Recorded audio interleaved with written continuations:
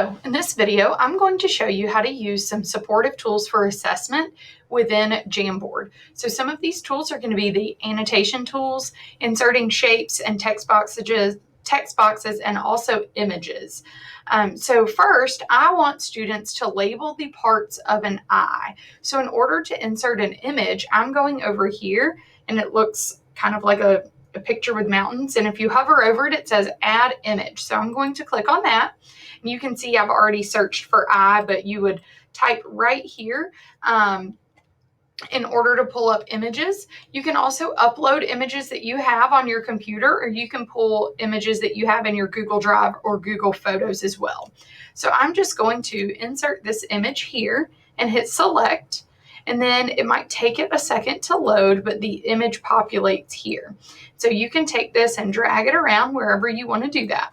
And so you can insert the image here for students to label, and they can use all sorts of things. First, I'm going to show you the annotation tool. So this pen here on the left-hand side, if you click on that, you can choose a pen, marker, highlighter, or a paintbrush.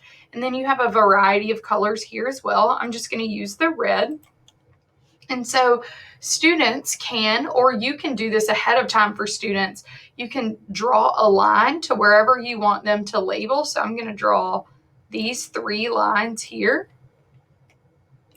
And then they can insert text boxes. So I'm going to click on this text box here. And you can see up here, I've got it yellow, but I'm going to change this to black. And so right here, I'm going to click and type in pupil. And I've got it set here as subtitle, but I'm going to change this to normal just so the font is a little bit smaller. So they can do that. And they can also even write. So I'm going to come back to my pen here and click on black. They can, whoops, I think black. There we go. So they can also write. If they're using an iPad with the Jamboard app, it may be easier for them to write, which is why on a computer it might be better for them to type with the text boxes. So I'll do this one again as well. And that is how they would use either the annotation tools or the text box tools. And they can also insert shapes. And so I'm going to show you an example of how you might do that. So over here on the left-hand side, you can see this is an arrow because I've used an arrow before.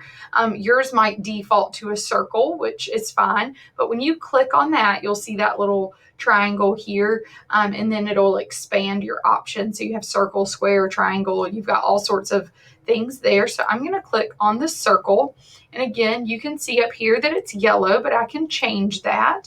And so I can click and drag to get my circle here.